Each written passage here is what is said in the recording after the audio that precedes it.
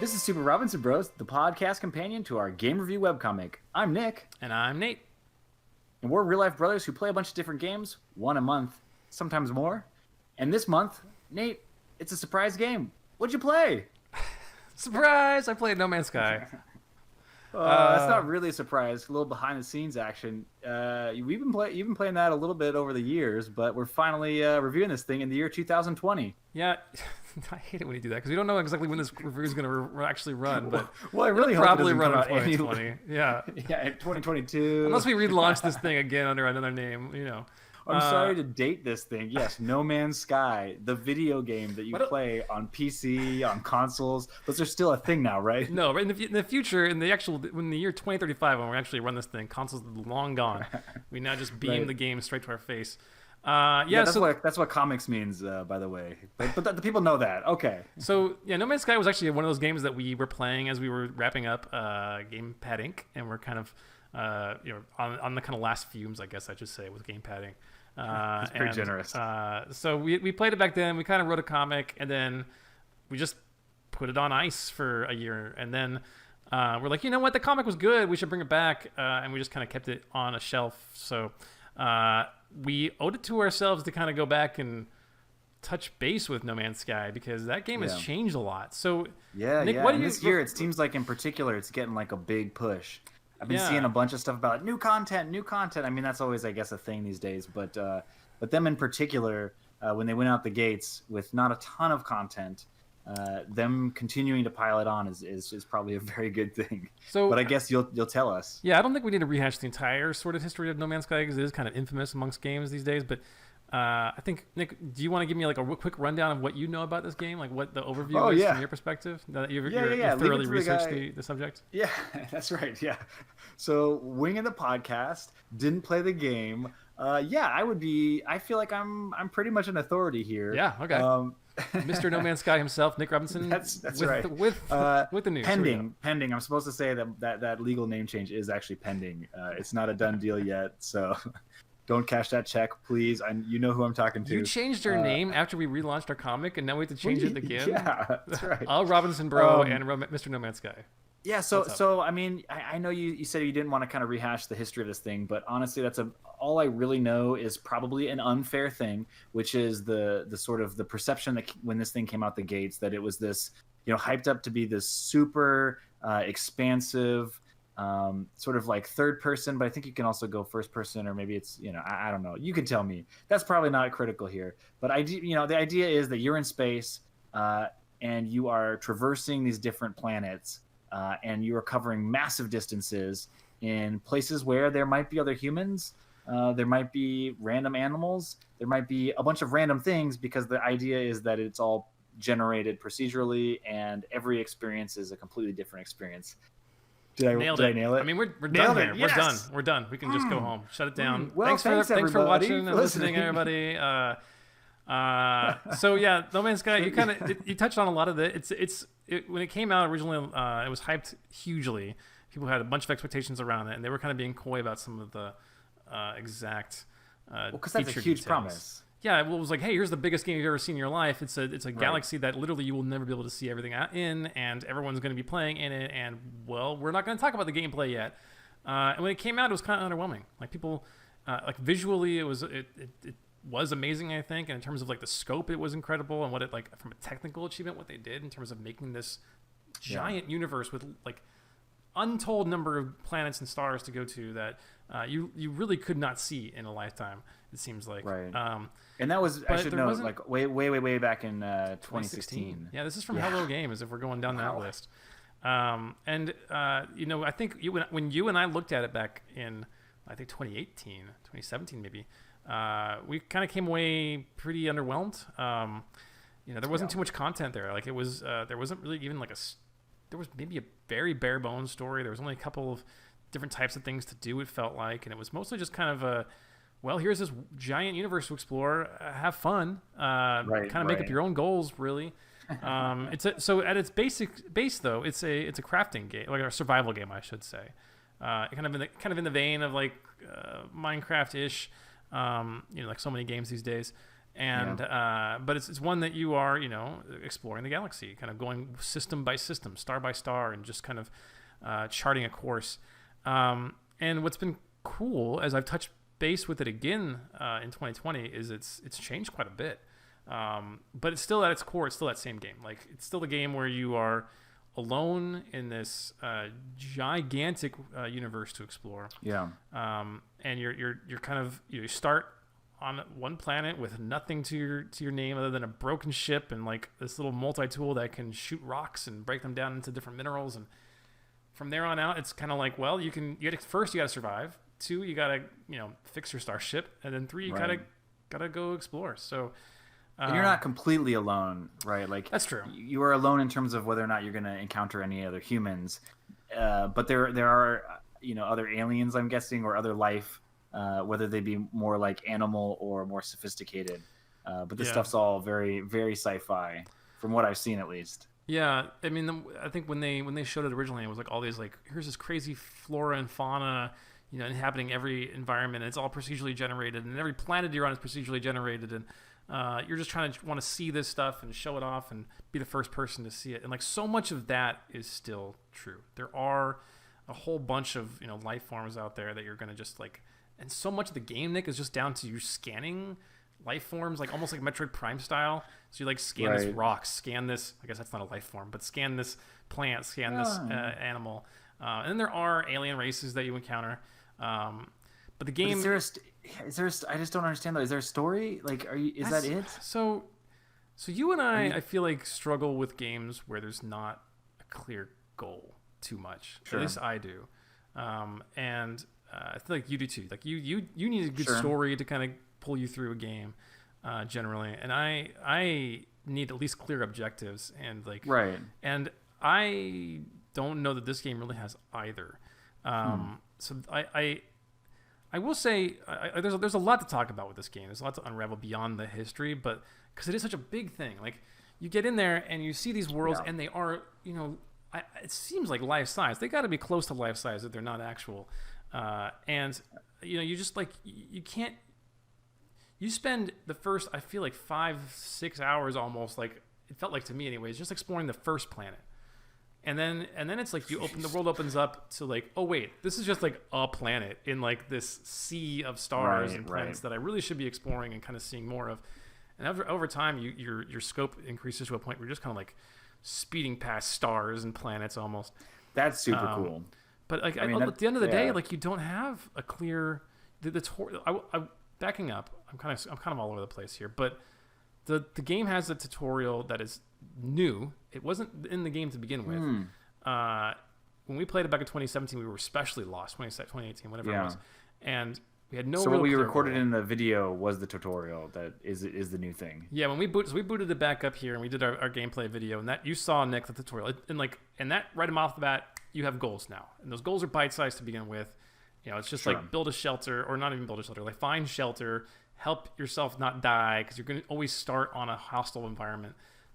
Start getting some basic materials and whatnot.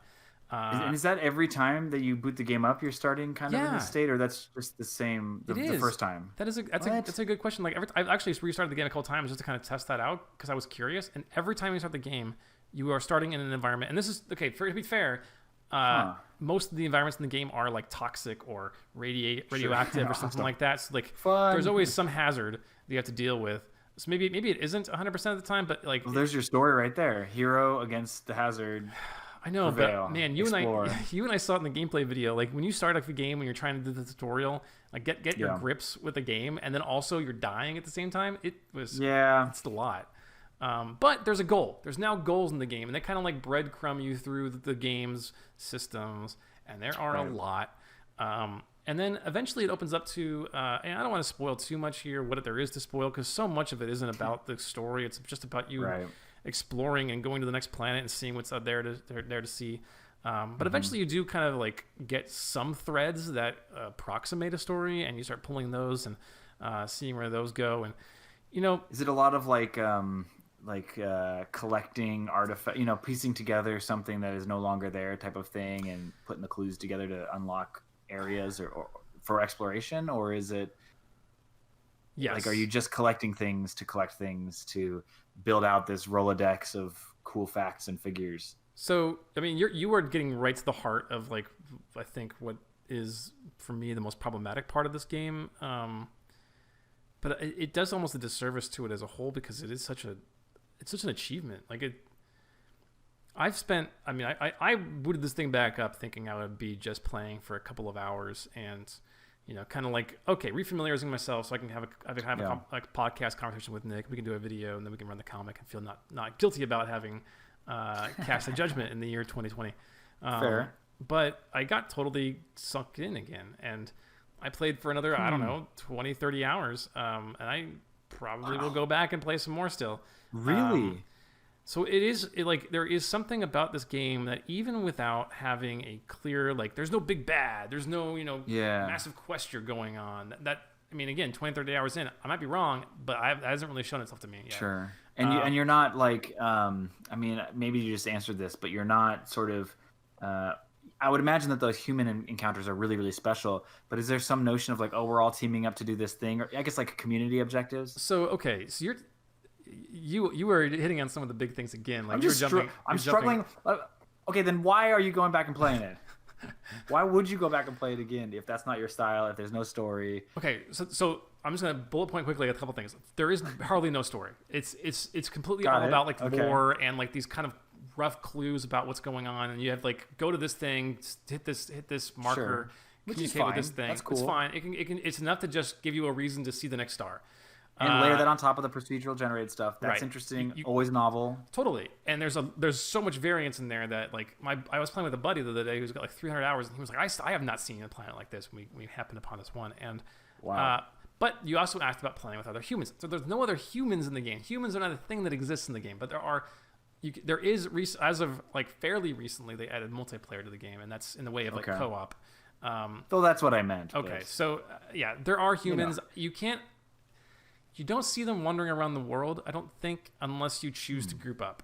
In which case, you all still are inhabiting the real world. And again, we talked about this game as like an exploration game. That's really all this game is. Like, it's a game about seeing new things. There's not like a big bad. There's not like a villain you're going to be having to fight. There's not combat that's really great or anything like that.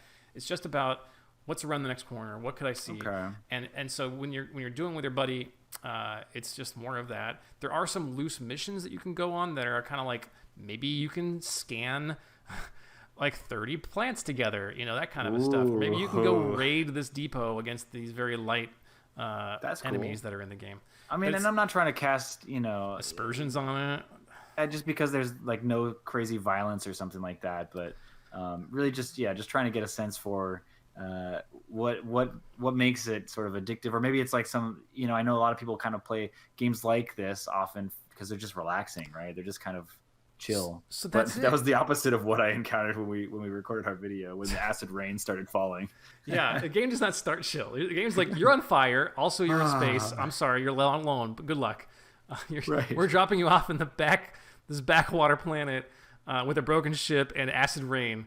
Godspeed. Mm-hmm. Right. But there is something really zen about it, and I think it took a while for like it kind of to click with me in this game, and after it did, it's occupying a space in my life that is, like at the end of the day, like I honestly just kind of like let me just unwind, go explore a couple planets, and shoot some rocks, because you shoot all these rocks with your multi-tool to get different minerals and different equipment, and it's like when you think about it, it's really boring. Like when I talk to you about this game, I'm like, Nick, you want to go see this next planet? What's there? Well, it probably sounds that the way. same stuff that we saw on the last planet, just like a little different. And what do you want to do there? Well, I just want to shoot some rocks and so we can go see the next one. Like that's kind of what it is, but there's like a rhythm to it, and you do get more proficient, right? You get upgrades and stuff that makes it so like you don't have to kind of bother yourself with some of like the more get more efficient at it. Yeah, so like I mean, early on in the game, you're struggling to get starship fuel, right? So like every time you want to take off with your ship, it's a cost, and that cost comes out of you shooting rocks, and eventually you stop paying into the shooting rocks, and you can you shoot different kinds of rocks because you need something else, and starship fuel isn't a big deal anymore. So it has that natural progression that a lot of good survival games have. Sure. But I think where this game falls down beyond not having a good story that actually like makes you like, because again, I'm like 20, 30 hours in again, and I'm like, okay, if I understand just wanting to play it for a quick, escape for 15, 20 minutes at a time, maybe an hour.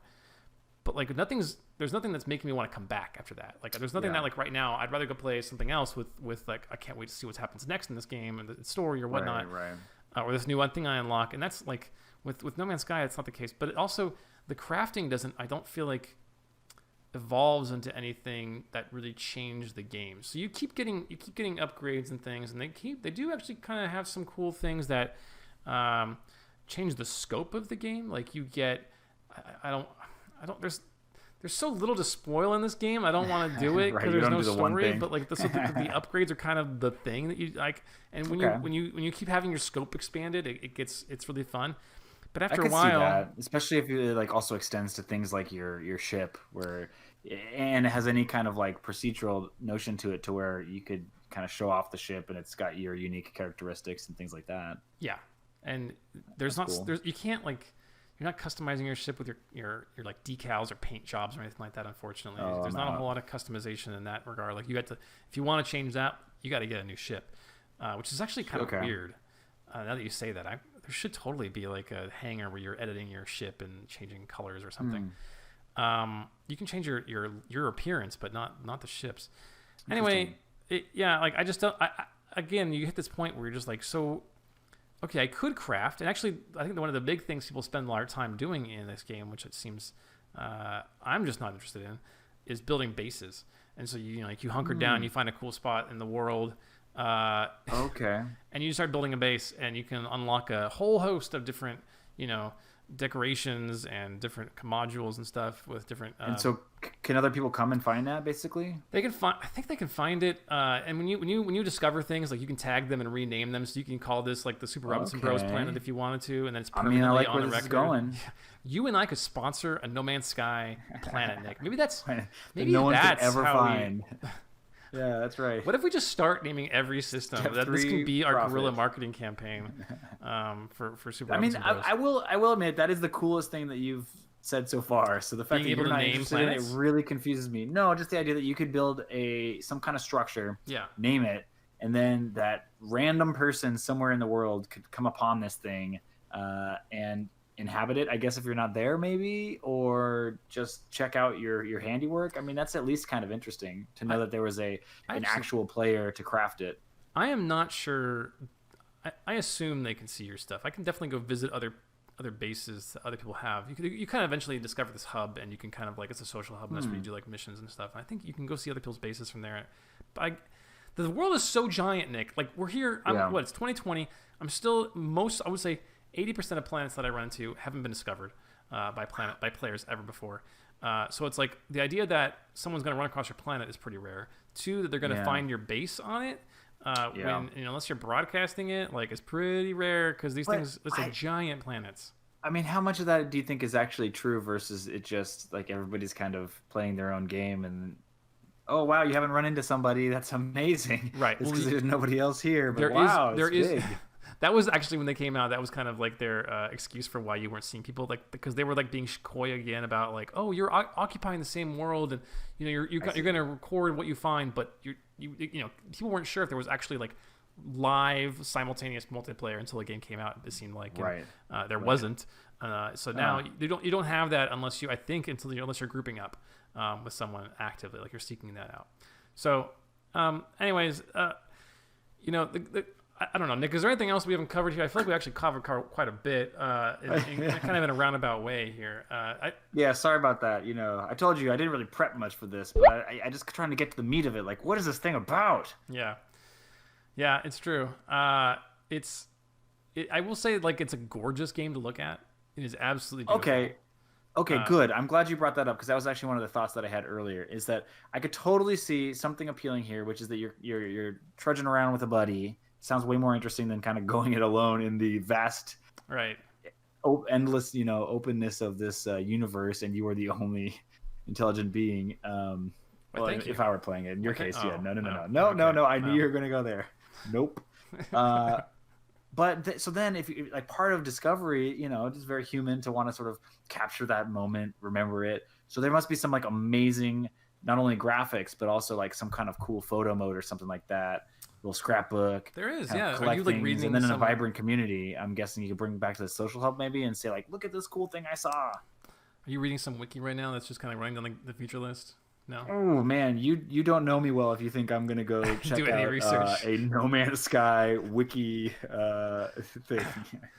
So first off, yeah, the game is beautiful. Like they've done a really good job of setting these different planets apart. Your vessels have a really cool look to them. There's like definitely a No Man's Sky look and style. Okay, that's great. It is cool, and it And tough to pull off with a procedurally generated thing. absolutely, and for the scale they're talking about, like, and there's no loading screen between going, being in orbit and just jumping into a planet's surface. Like that's hard to pull off at these scales. Yeah, that's impressive. And Just how quickly you can move. Like that was one of the things I was Yes. blown away in our videos. Just going into orbit and then onto another planet is almost instant.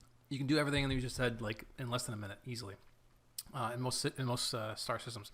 But there is a good photo mode, absolutely. And actually, there's like missions in the game to take photos on different planets and stuff. Okay. I don't think there's a way to share the photos. I've not stumbled upon that yet. But I mean, some of the photos I've taken, some of the screenshots are amazing, and some of the I have a great shot, Nick, if you remember from our gameplay video of my son that I discovered on one of those planets, my little rhino. Yeah, penguin. that weird alien that you adopted and got really attached to, and then not we ended the weird. video Like, promptly. He's not weird. He's coming into his own, and one of these days he's gonna be great. I I got a can great see photo why, of him living great on his planet. Man, you must be so proud. I am really proud. I think we're running out of time here. We're kind of going along. I think I do want to touch on a couple more things. Number one, there are missions in the game. We talked about those kind of loosely. Like there are some light objectives to complete, and you can pick up missions from like you go to space stations and talk to aliens. Well, there you go. But they are very light, and it's like go do this one thing, kill 5 creatures, or go scan plants, or what off. Pretty repetitive. And that's the thing. It's a giant universe to explore with all this variation. And then the only thing you do in this entire game, it seems like, okay, it's one of these 12 things from this list. So it feels really limited. Yeah. And after a while, it's like, I don't care about seeing the next planet because it's the same as, it's a new coat of paint. There may be some new hazards and some new weird creatures to see. Basically it's like I'm gonna roll the dice in the spore creature creator. Maybe I'll find something weird. Right. But there's nothing compelling game wise after a while that I felt like is really advancing. That's really the game, unfortunately. That makes a lot of sense. And honestly, I think we talked about this maybe a tiny bit during our video, but one of the games you and I, similar trajectory that we've been getting into is Sea of Thieves. Yeah. And it's funny because it feels to me like that game suffered, at least when we first reviewed it, from the same problem.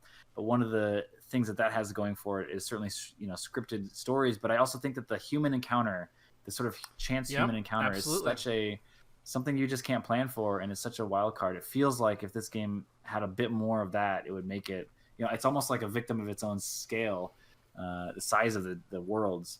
That make it a little bit tougher. That's a really interesting observation. I had not thought about that, but you're absolutely right. These are 2 games that came out around the same time, had the same complaints, have both been really well maintained by their developers. Like No Man's Sky is a great example of a game that kind of like was really underwhelming and now has a pretty thriving community. It seems like, and the attitudes totally turn on it. But they completely diverge in how they handle multiplayer, and it makes a huge, huge difference in the game. Yeah. No Man's Sky, you feel alone.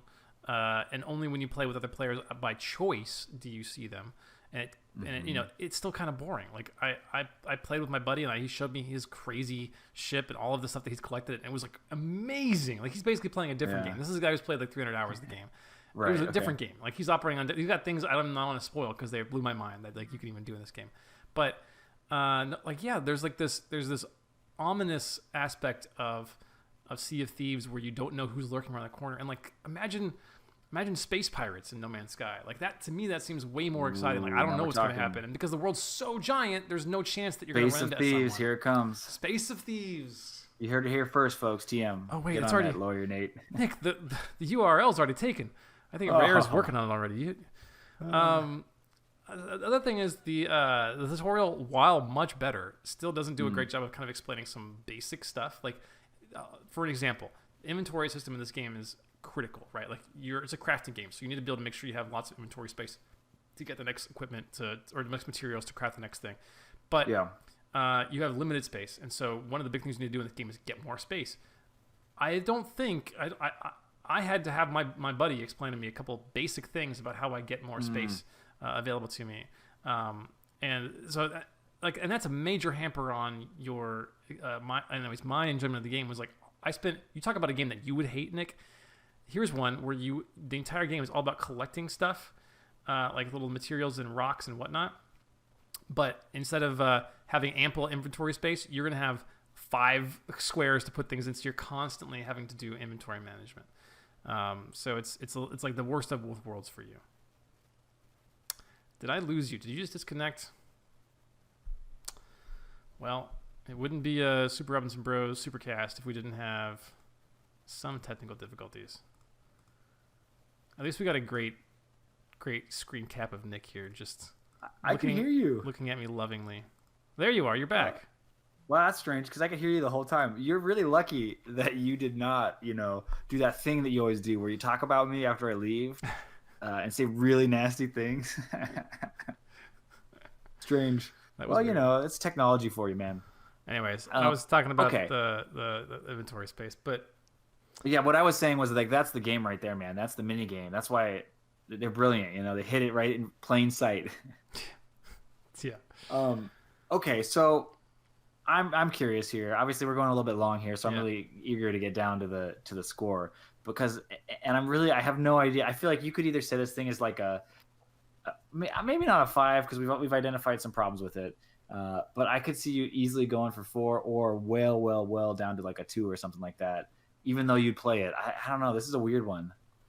Yeah, I've been thinking about this for the last week or two, and I could definitely see myself landing in a few different places. But when we talked about this back in Gamepad Inc., I thought it was going to be like a 3, and when I came back, I was like, oh man, this is so much better. They've made this game into what it really should have been, and I was high on it, and I was like, okay, it's easily a 4. It's got some problems, but it's a 4 now. And then I jumped into a multiplayer game, and I had a million bugs, and it maybe that was just a weird one-off thing. But then I ran into problems with the crafting system, wasn't clear about what my next goal is, and then I hit another system, and I was like, wait, what am I doing? Why is my next goal so far away? There's like hours and hours of gameplay now before my next real drip of story content, and then I'm like back shooting rocks. It's like, how many hours of shooting rocks do I have to do, and how many of the same mission, like with literally like for instance, I'm shooting it, like you find a freighter that crashed, and it's like, oh cool, this is the first time you see it. You go find the different things that are hidden in the ground, and then you do another one, and then you realize, wait, the things are in the same spots in the same ground and this freighter. And it's like they couldn't. I thought it was all random. Yeah, so that's the thing. The world is random. The missions are random, but like only in terms of what color that ship is and where it's located. Very selective. A little random asterisk on everything. Like there's so much. This game is such a weird, conflicted experience, and it, for the right person, for my buddy, like it's great. Like he's deep into it and loving it, and even for me, like it's occupying a space that is awesome. But it's rarely driving me back or like bringing me back because I'm like, I just really want to see this next thing. It's more just like I don't feel like playing anything really too heavy right now. I just kind of want to get in and shoot some rocks. So a little grinding. Yeah. Sort of. When we talk about our review scale, it's like 2s ignore it, 3s consider it, and 4s play it. And I think this is a consider it. Like I think you actually with that Sea of Thieves comment just kind of cemented it in my mind where Sea of Thieves. Sorry, developers.